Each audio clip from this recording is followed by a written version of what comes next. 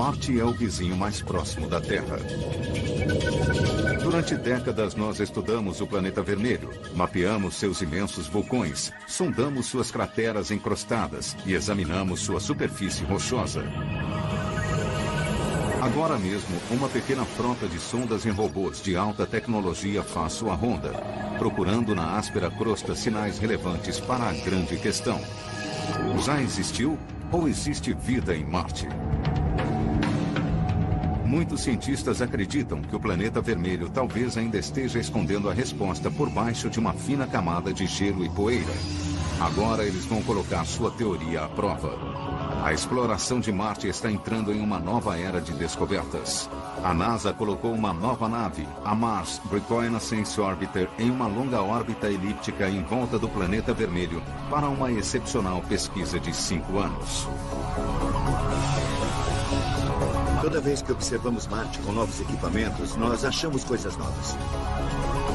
Essa nave trará mais informações de Marte do que todas as outras missões juntas, fornecendo imagens inigualáveis com a câmera mais poderosa já enviada a outro planeta. Acompanhando os voláteis padrões climáticos diários e as mudanças climáticas a longo prazo, com avançados equipamentos atmosféricos e até mesmo perscrutando embaixo da crosta rochosa por sinais de gelo e água com um poderoso radar subterrâneo. Isso nos dará a oportunidade de olhar para Marte sob um novo ângulo. A MRO irá desvendar antigos mistérios, gerar novas conclusões e, por fim, retirar esse véu cósmico revelando Marte.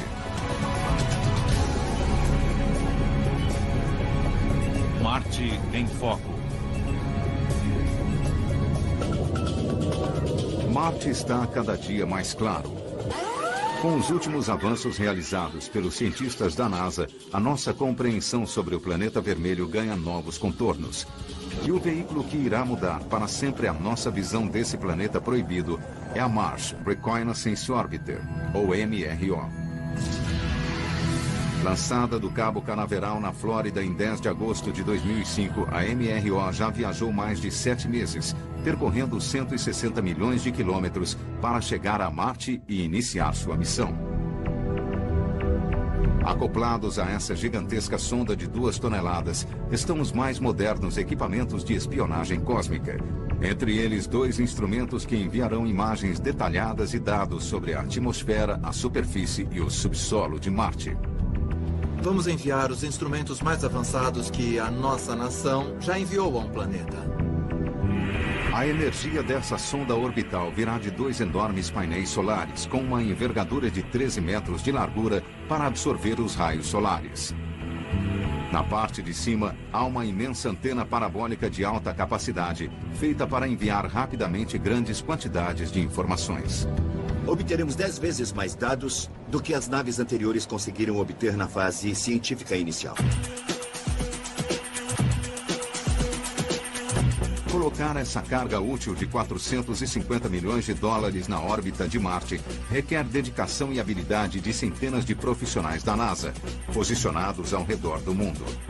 Os responsáveis pela equipe da MRO são o gerente de projetos Jim Brad e o cientista de projetos Richard Zurek, do Laboratório de Propulsão a Jato da NASA, em Pasadena, na Califórnia. Os 2 estão empenhados em ver a MRO liderar o caminho na exploração de Marte. Mas antes, a nave deve ser desacelerada até a velocidade exata para entrar em órbita com sucesso. Essa enorme responsabilidade pertence a Jim Graff. Ele supervisiona a equipe de controle de missão aqui no laboratório. Neste modesto escritório espacial, Graff e sua equipe de operações monitoram e direcionam cada movimento que a MRO faz em sua jornada interplanetária para Marte. Peter, como está indo a nave? A nave está tranquila. Eles coordenam também toda a transferência de dados com as equipes domésticas da NASA e com as agências espaciais internacionais. A MRO utilizou cerca de 1.000 pessoas durante 5 anos para ser construída e depois lançada. E agora será mais um grupo de cerca de 300 a 400 pessoas para operá-la e garantir que ela realize sua missão, que é chegar a Marte, colher as informações científicas e analisá-las. É um grande desafio, São muitas pessoas que terão de fazer seu trabalho corretamente para que a equipe toda tenha êxito. Os cientistas da NASA não estão subestimando nada. Mais da metade de todas as naves enviadas ao planeta vermelho quebraram, colidiram ou sumiram no espaço. O sucesso da MRO depende do delicado processo de inserção orbital iniciado recentemente. Se a sonda não fosse capturada pela atração gravitacional de Marte, teria se afastado sem controle pelo espaço. Se ela se aproximasse demais do planeta, teria explodido na atmosfera e se perdido para sempre. Quando a MRO se aproximou do planeta pela primeira vez, ela passou por uma manobra angustiante denominada inserção orbital em Marte, ou MOI em inglês. Nesse momento específico, precisamos acionar nossos propulsores. Precisamos ganhar velocidade suficiente para que a gravidade de Marte nos puxe. Não vamos saber se tivermos êxito para entrar na órbita de Marte durante pelo menos meia hora, quando ela passar por trás do planeta. Esse será um momento de grande expectativa para todo mundo aqui. A inserção precisa acontecer ou perderemos a missão inteira. Se tudo sair conforme o planejado, a primeira órbita da MRO demorará 35 horas para se completar. A nave paira a 43 mil quilômetros acima do planeta para depois retornar a uma distância de menos de 240 quilômetros da superfície. A cada volta subsequente, a MRO será desacelerada de sua velocidade máxima, de mais de 17 mil quilômetros por hora, e a grande órbita elíptica será reduzida a uma órbita quase circular. O que nós precisamos fazer é reduzir essa órbita de 35 horas para mais ou menos 2 horas. E nós faremos isso com uma tática denominada aerobrake, em que a própria nave tocará de leve à borda da atmosfera de Marte. E ela utilizará a fricção com as moléculas da atmosfera para desacelerar, algo semelhante ao que aconteceria se você estivesse andando de bicicleta e abrisse os braços para diminuir a velocidade.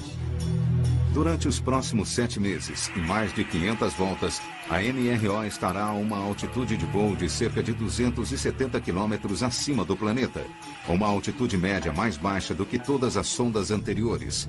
Depois, em novembro de 2006, os cientistas ativarão à distância os instrumentos da carga útil da MRO e iniciarão a fase científica primária. O Dr. Richard Zurek lidera a equipe científica da MRO. Este é um modelo da metade do tamanho da Mars Reconnaissance Orbiter, para vocês terem uma ideia. Ele e seus colegas estão ansiosos para colocar a sonda em funcionamento. Com 6 instrumentos básicos a bordo, há muitos dados a serem coletados. O objetivo principal, encontrar sinais de vida em Marte. Isso que nós estamos vendo é o compartimento de carga. Isso ficará na frente para Marte quando estivermos em órbita ao redor do planeta. Este é o nosso grande telescópio, o instrumento HiRISE. É um gerador de imagens de alta resolução, com o qual nós nos aproximamos e olhamos os detalhes do que estiver na superfície. Para ver a área ao seu redor, nós temos o gerador de imagens de composição, ou CTX. Este instrumento tem uma abrangência maior e baixa resolução. Ele nos fornece uma cobertura regional. Este instrumento, a sonda climática de Marte, acompanha todas as mudanças atmosféricas durante um ciclo anual completo. Em relação à temperatura da atmosfera, o tipo de vapor d'água e o tipo de poeira que está soprando na atmosfera.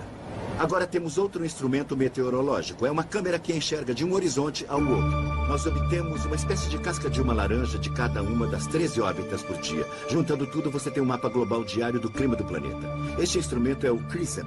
Esse é o nosso espectrômetro de imagem. O que fazemos com isso? Analisamos a composição da superfície, porque queremos ver não só o seu formato, como também do que ela é feita. Na parte traseira da nave, nós temos outro instrumento que é o SHARAD, o radar sonar que penetra na superfície à procura de camadas de gelo. Nós queremos ver as coisas com detalhes, o formato da superfície. Nós queremos ver a composição da superfície. Queremos ver o que há na atmosfera e como ela interage com a superfície. Portanto, podendo apontar nossos instrumentos, obter imagens e as análises de composição, tudo ao mesmo tempo, é uma parte importante do que nós fazemos. Apesar da carga útil a bordo da MRO ser bastante revolucionária, não é a primeira vez que uma sonda fornece dados valiosos sobre Marte. Atualmente, 3 naves veteranas continuam sondando o planeta em sua atmosfera mais externa. Desde 1999, a sonda Mars Global Surveyor completou mais de 20 mil órbitas e registrou quase 140 mil imagens do planeta vermelho. Em 2001, as câmeras infravermelhas da Mars Odyssey começaram a gerar mapas detalhados da superfície e a analisar as composições atmosféricas. E em 2004, a Agência Espacial Europeia, a Mars Express, começou a acompanhar o aumento e a diminuição das calotas polares do planeta. Utilizando o seu radar subterrâneo, a sonda também começou a perscrutar embaixo da crosta marciana à procura de depósitos de gelo e água embaixo da superfície vermelha. Os instrumentos da MRO foram projetados para complementar e ampliar as capacidades dessas sondas. Mas uma das maiores contribuições da atual frota orbital foi preparar o caminho para que 2 pequenos geólogos chegassem ao solo marciano.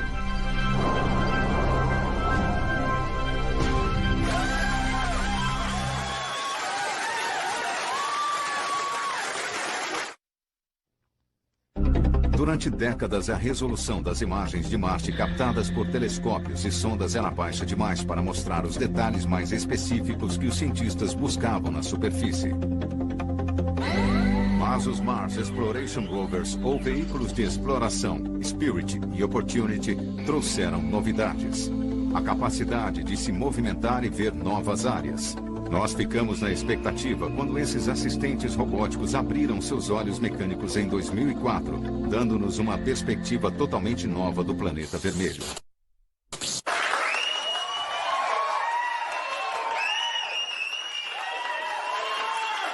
Uma visão ímpar.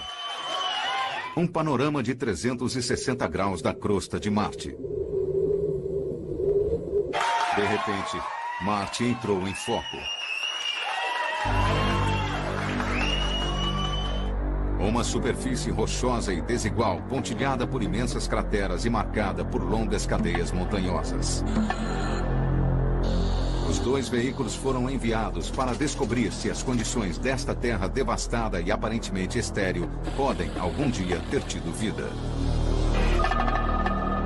Eles racharam, perfuraram, reviraram e analisaram as rochas de Marte, em busca de sinais de água em estado líquido, o principal ingrediente para a vida aqui na Terra.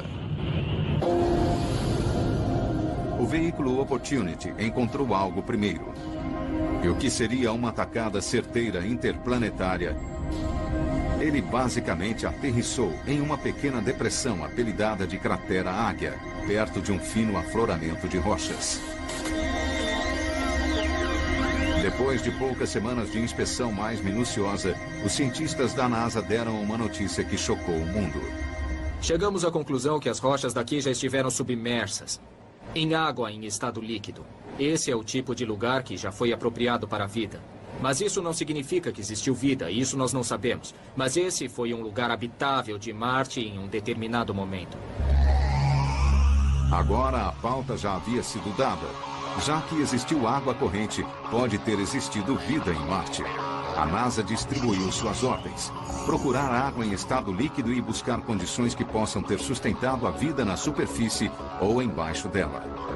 Marte tem apenas metade do tamanho da Terra, mas possui praticamente a mesma quantidade de terra firme, cerca de 148 milhões de quilômetros quadrados.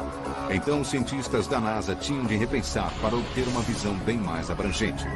Eles precisavam de um equipamento que pudesse fotografar, mapear e analisar grandes extensões do planeta vermelho com detalhes sem precedentes. Na primavera de 2005, esse equipamento já havia tomado a forma da MRO. Uma nave capaz de colher muitas das mesmas informações colhidas pelos veículos terrestres, mas em uma órbita de 320 quilômetros acima da superfície. Os cientistas deixariam de ficar limitados a alguns pontos de Marte. Agora eles poderiam examinar o planeta vermelho por inteiro.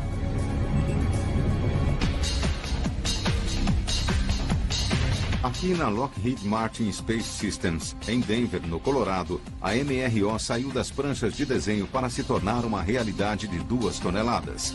Levou 5 anos e centenas de profissionais especializados para projetar a sonda e construir os instrumentos de sua carga útil polivalente. O cientista de projetos da MRO, Richard Zurek, está presente para acompanhar a High-Rise. A câmera de alta precisão será acoplada à nave. Cada vez que levamos uma nova geração de instrumentos para Marte, a fim de vermos mais detalhes do que podíamos ver antes, nós vimos novos fenômenos. Respondemos algumas perguntas e descobrimos que aquilo que pensávamos que Marte era, não era verdade. O que faz esta sonda ser diferente é que vamos ver Marte com detalhes onde antes não era possível ver. Essa sonda servirá de ponte entre a extensa cobertura das outras sondas até a resolução mais alta que nós vimos, mas só que em alguns poucos locais. Agora nós estamos tentando descobrir qual é o melhor lugar para o próximo pouso. Serão novamente os mesmos lugares? Talvez não. A resolução mais alta virá do olho da MRO no céu, a High-Rise, ou Experimento Científico de Imagens de Alta Resolução, o maior instrumento da sonda, pesando quase 70 quilos. É a câmera mais poderosa já colocada na órbita de outro planeta.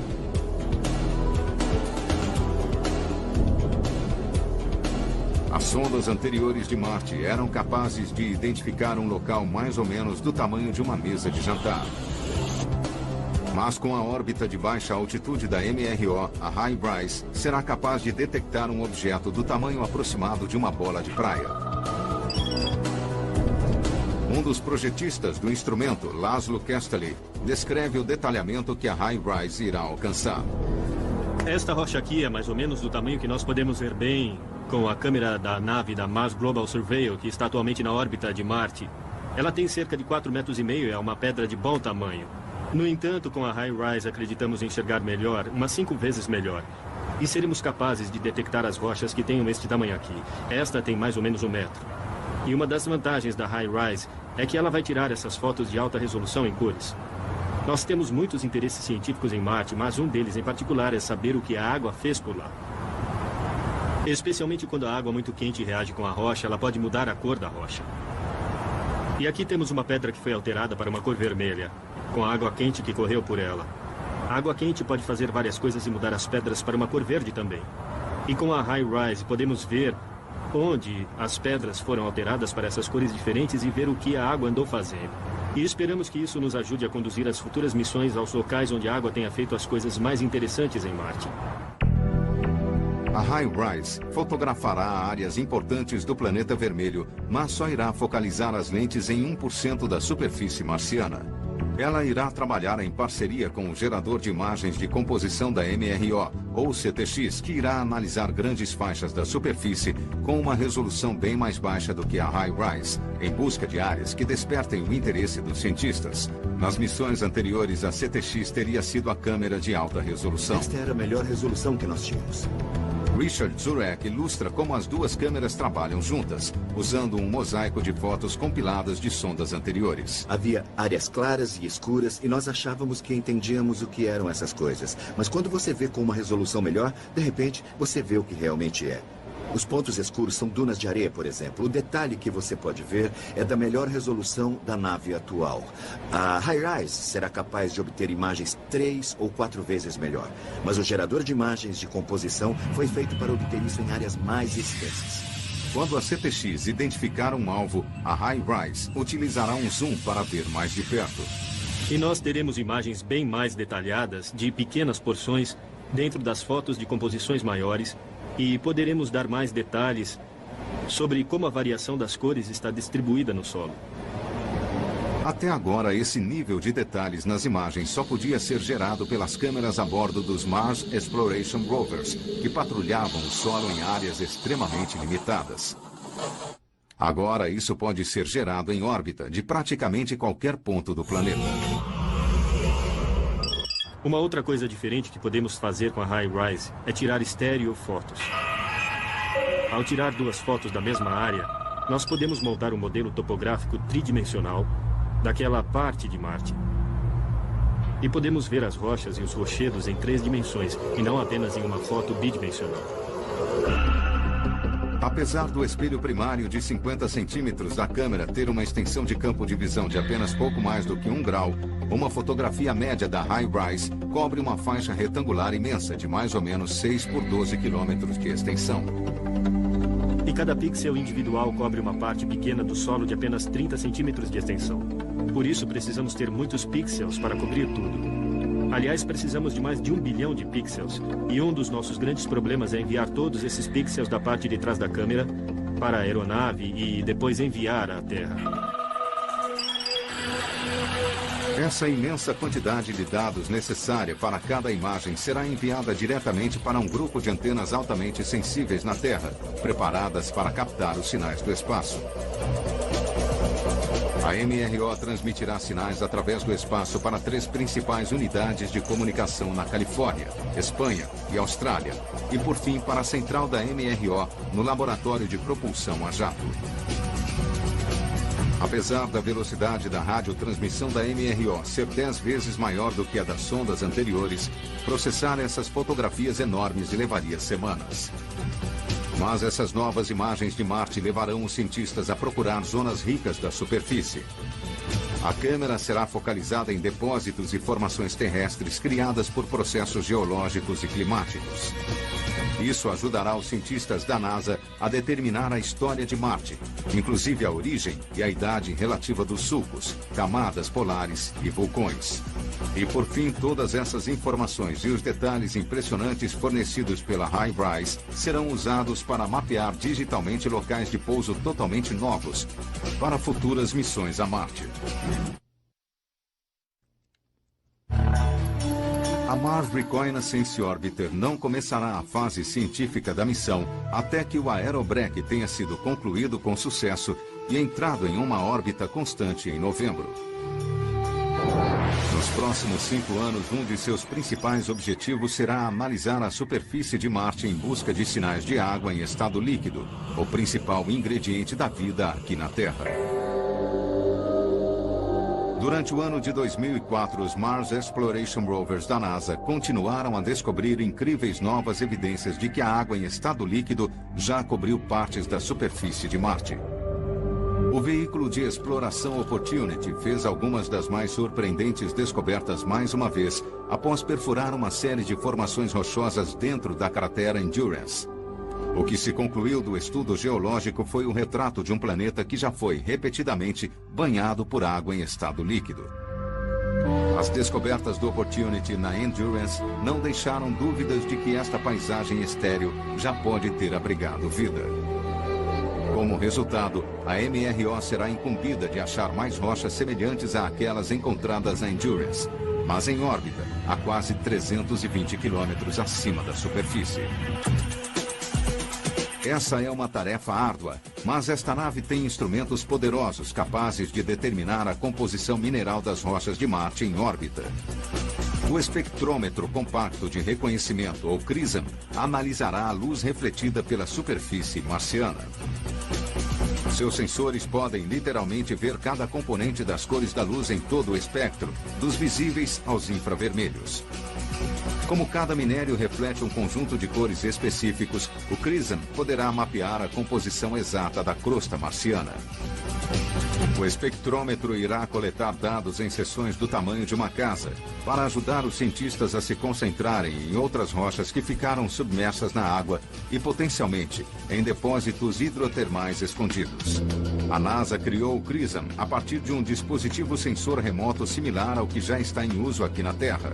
Esse espectrômetro se chama AVIRIS e tem sido usado para mapear tudo, desde as composições minerais dos vulcões do Havaí até o padrão de dispersão dos escombros no local das Torres Gêmeas em Nova York. O instrumento está acoplado a bordo da aeronave Twin Otter, um pequeno avião capaz de manter voo estável sobre áreas-alvo e uma velocidade baixa e constante de apenas 160 km por hora. O cientista da NASA, Dr. Robert Green, e seus colegas projetaram e construíram o AVIRIS. Oi, Tom. Oi, Bob. Como foi o voo? Um grande voo. Muito bem. Você nos trouxe um ótimo tempo. Hoje eles o colocarão para funcionar sobre os desertos da região central de Nevada para explicar como funciona o CRISM. Este é um instrumento AVIRIS que analisa imagens, fotografias da superfície terrestre, mas em vez de apenas 3 cores como nossos olhos enxergam, ele analisa 224 cores. E com essas 224 cores, nós podemos ver a interação de moléculas específicas com a luz e mapear essas moléculas. O espectro é bastante parecido com uma impressão digital. Se virmos o formato espectral de uma molécula, sabemos que essa molécula está presente. Se é um carbonato no planeta Marte, o que nós gostaríamos de encontrar, ou se é vegetação aqui no planeta Terra.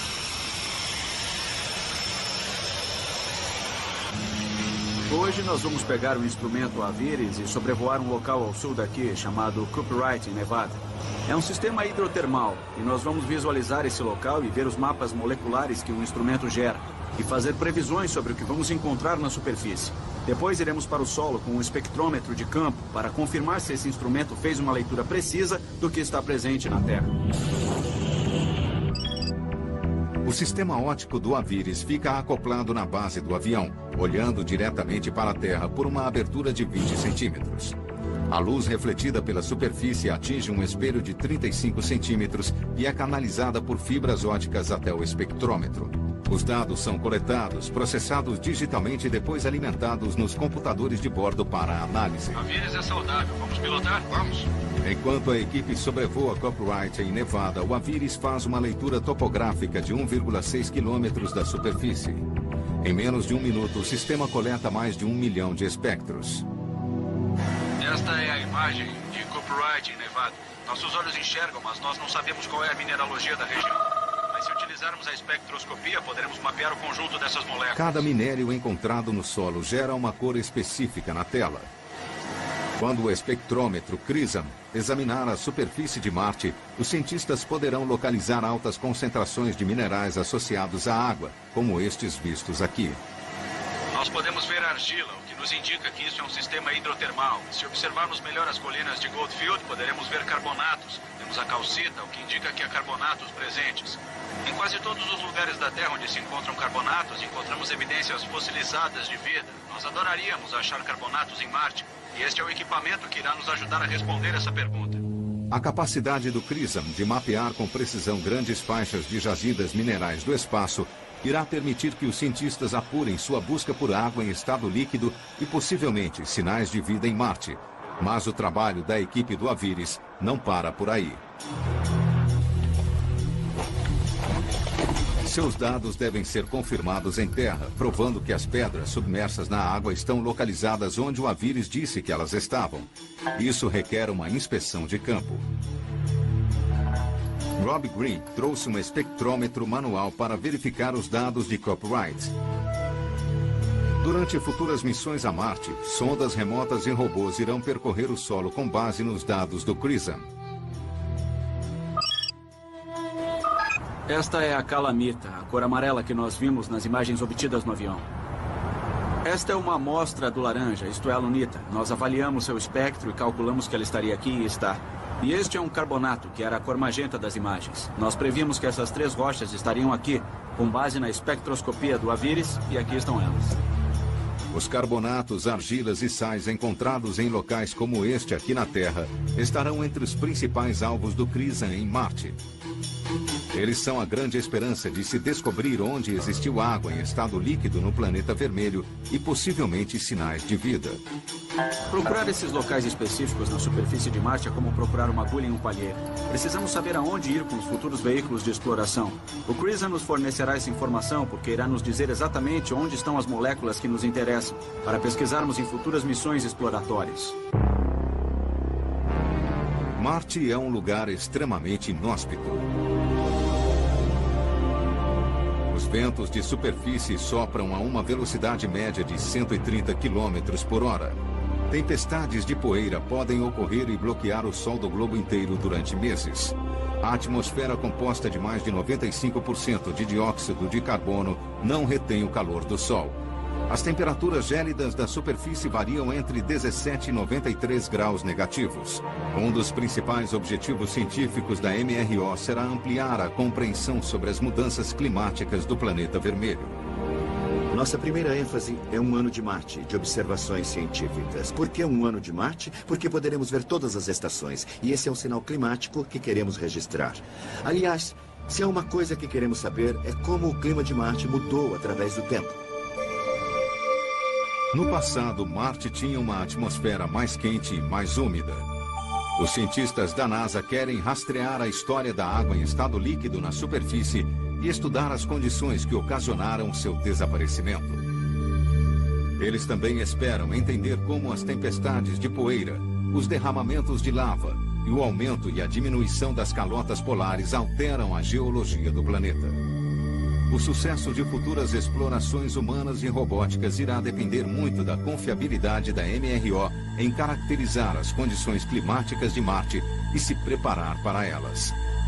A sonda está equipada com 2 instrumentos meteorológicos. O Mars Color Imager, ou MARCI, irá atuar como o meteorologista da nave.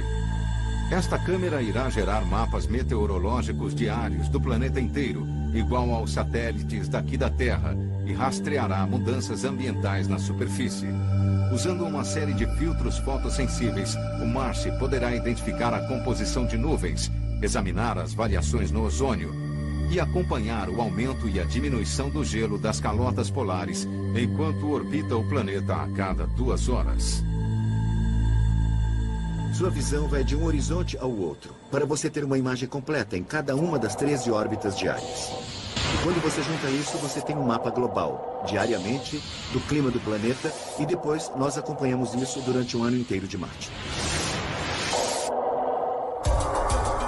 A Sonda Climática de Marte, ou MCS, rastreará as condições da água não apenas no solo, como também o vapor de água suspenso sobre a superfície. O MCS irá estudar a atmosfera tanto no plano vertical quanto no horizontal, acompanhando os níveis de poeira, as condições do vento e a radiação solar. Trabalhando em conjunto com a MARCI, os resultados do MCS serão convertidos em mapas meteorológicos tridimensionais do dia e da noite. Este é um modelo da sonda climática de Marte. Ela está parafusada na base da aeronave. O cientista da NASA, Dr. Daniel McLeese, explica como o instrumento funciona. A sonda tem 2 telescópios. Eles estão operando na região de ondas infravermelhas do espectro. Esses telescópios têm visão tanto da atmosfera quanto da superfície.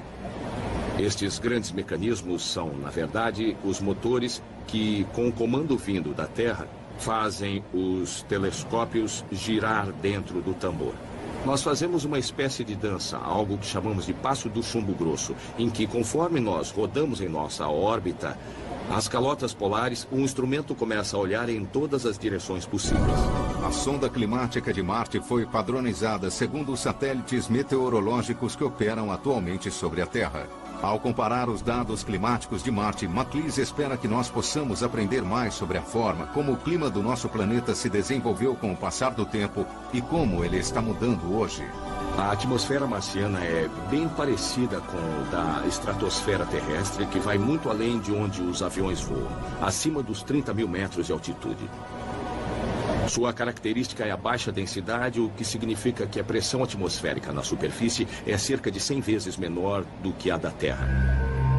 É uma atmosfera que, de certa forma, é mais simples do que a terrestre, mas, por outro lado, é mais complexa, porque os processos são diferentes e nós só estamos começando a conhecê-los agora.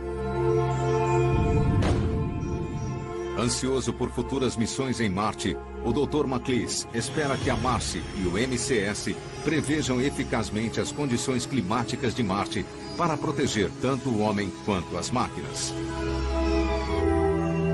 Algum dia, os seres humanos irão se locomover na superfície e morar e trabalhar, e uma das coisas que as pessoas vão querer fazer é serem capazes de prever mudanças que possam afetar negativamente o modo como elas trabalham ou até mesmo sua saúde. E em Marte, essa mudança é a rápida formação de tempestades de poeira. E essas tempestades de poeira podem efetivamente reduzir a luz solar na superfície, e certos tipos de veículos que funcionam à luz solar não funcionariam muito bem. Isso pode dificultar a visão em uma longa distância. Há muitas coisas com que você deve se preocupar. A sonda da NASA, Mars Global Surveyor, tem registrado atividades de poeira na atmosfera do planeta vermelho há mais de 6 anos. A NASA compilou dados em formato de filme que ilustram bem o efeito devastador que uma tempestade de poeira global pode ter na superfície. Nós temos o planeta aberto aqui é a longitude, nós temos o Polo Sul, o Polo Norte, nós temos um gráfico de cores que mostra pequenas quantidades de poeira em azul e grandes quantidades de poeira em vermelho. E na medida em que avançamos o filme, vocês vão ver que, no fundo, há uma pequena quantidade de poeira, se bem que nunca é zero, está sempre meio empoeirado. E há também circulação de bolhas amarelas e verdes na superfície, que é poeira sendo levantada e jogada na atmosfera. Há explosões de poeira que cobrem o planeta inteiro e nós vamos enfrentar uma agora mesmo. Este é um exemplo de uma tempestade de poeira global em Marte. Se você estivesse na superfície do planeta neste momento, o Sol ficaria obscurecido. Você olharia de um horizonte ao outro e veria um brilho em todas as direções. Os nossos estudos observarão a superfície próxima, onde nós estamos tentando entender como essas tempestades são formadas, como elas passam de pequenas para grandes. Por que algumas tempestades são pequenas e continuam pequenas? É a informação que estamos tentando obter com a MRO.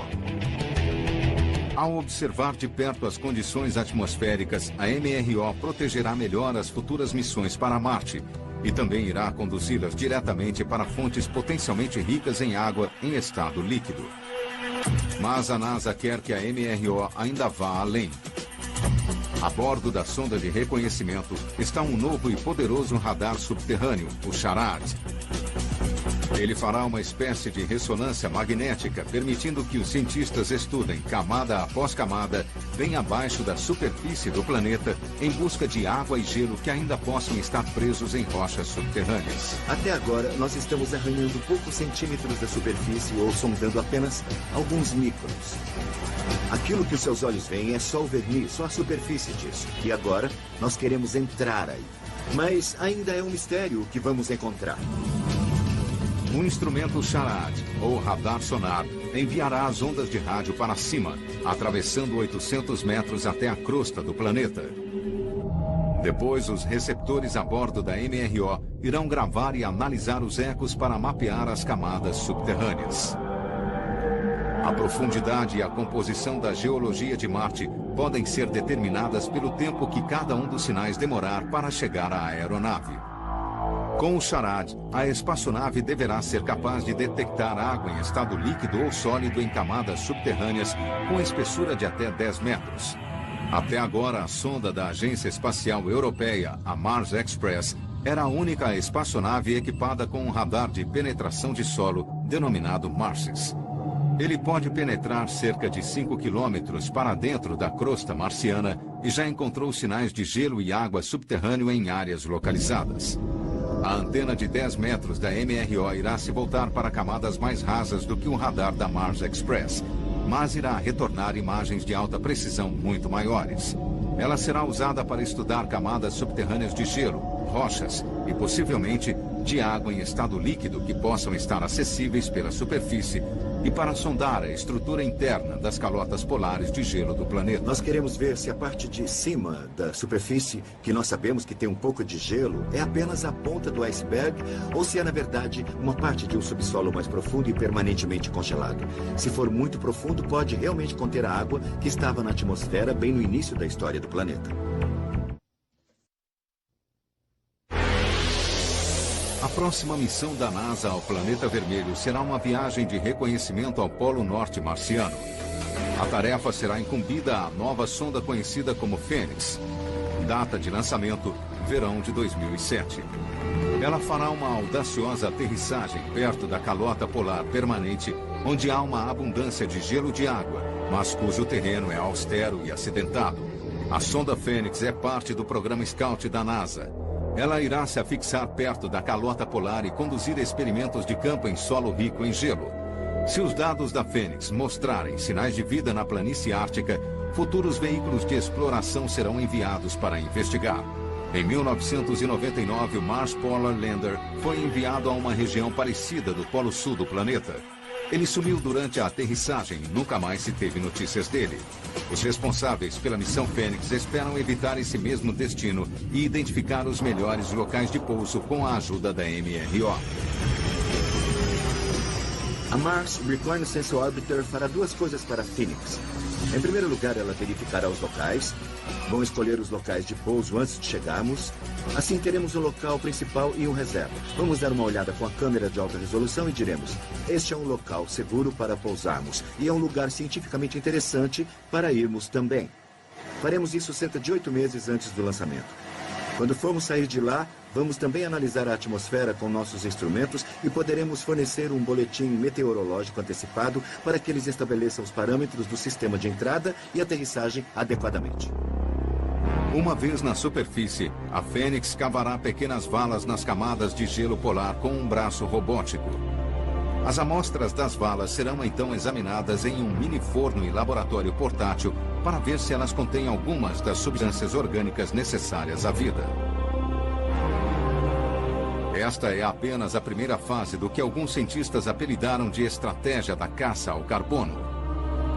Depois que a NASA confirmou que Marte já foi coberto por água em estado líquido, as chances são bem maiores que a vida possa ter sido capaz de se desenvolver aqui e que os vestígios desses organismos ainda estejam preservados na crosta gelada e rochosa do planeta. O próximo veículo destacado para achar essas formas de vida será o Mars Science Laboratory, que será lançado em 2009. Ele combina a ideia de um laboratório de campo remoto automatizado com a capacidade de locomoção do Spirit e do Opportunity. Bem, o que nós vamos fazer no Mars Science Laboratory é mudar o foco da pesquisa científica. Enquanto o Spirit e o Opportunity foram enviados principalmente para procurar sinais de água, e acharam, e foi ótimo, o Mars Science Laboratory irá para lá em busca de vestígios de matéria orgânica. O MSL será um veículo de exploração bem maior do que seus primos robóticos Spirit e Opportunity, capaz de percorrer mais de 30 quilômetros em busca de matéria orgânica.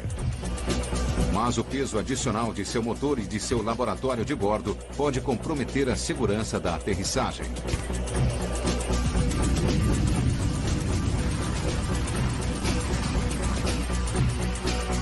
O Spirit e o Opportunity usaram a mesma técnica básica de aterrissagem com airbags criada para a missão Pathfinder de 1997.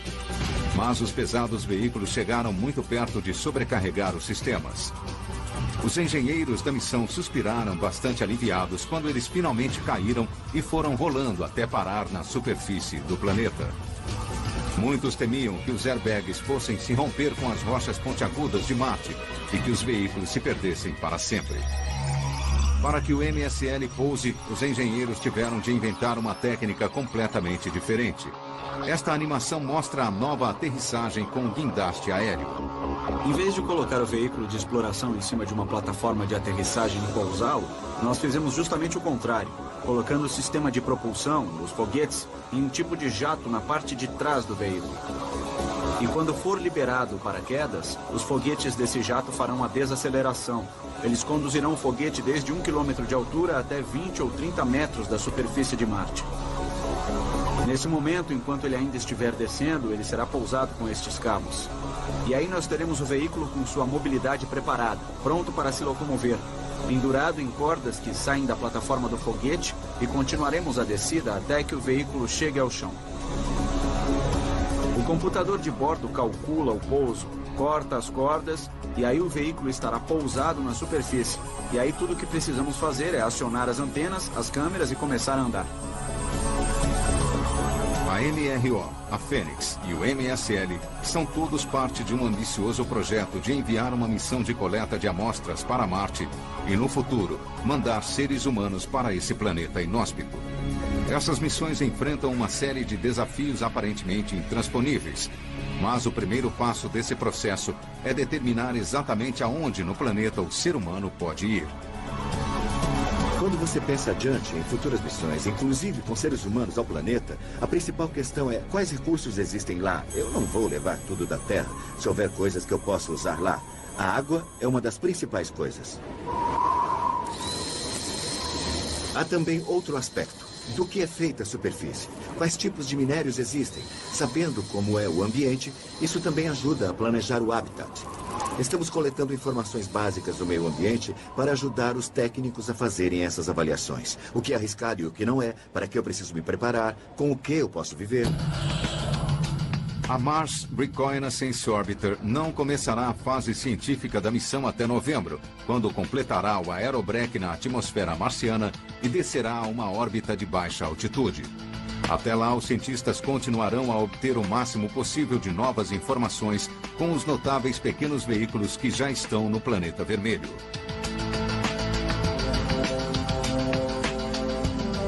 Ninguém sabe quando o Spirit e o Opportunity finalmente irão parar. Os dois veículos já passaram do prazo de validade, mas continuam em condições operacionais, mas não há como limpá-los. E o acúmulo da poeira de Marte em suas células solares pode em breve fazê-los morrer de fome. E também existe a possibilidade de que um de seus componentes elétricos básicos acabe pifando. Se isso acontecer, os veículos podem repentinamente parar de responder e nunca mais serem localizados. Vai ser duro quando esses veículos pararem. Eu não vou mentir, vai ser um momento muito difícil para nós. Isso porque eles fizeram muitas coisas. Se eles tivessem parado no começo, se tivessem parado logo depois que nós o enviamos a Marte, teria sido duro de aceitar, mas eles já descobriram tantas coisas que eu acho que quando nós finalmente os perdermos, eles vão ter uma morte muito digna.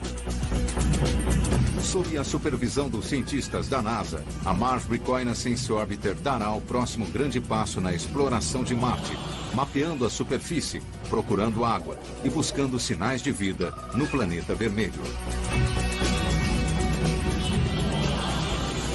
Uma coisa fascinante em Marte é que toda vez que nós o observamos com novos equipamentos, nós vemos coisas novas. Marte está sempre revelando alguma coisa toda vez que chegamos e pesquisamos. Em 2010, quando concluirmos a missão da MRO, teremos reescrito os livros científicos sobre Marte.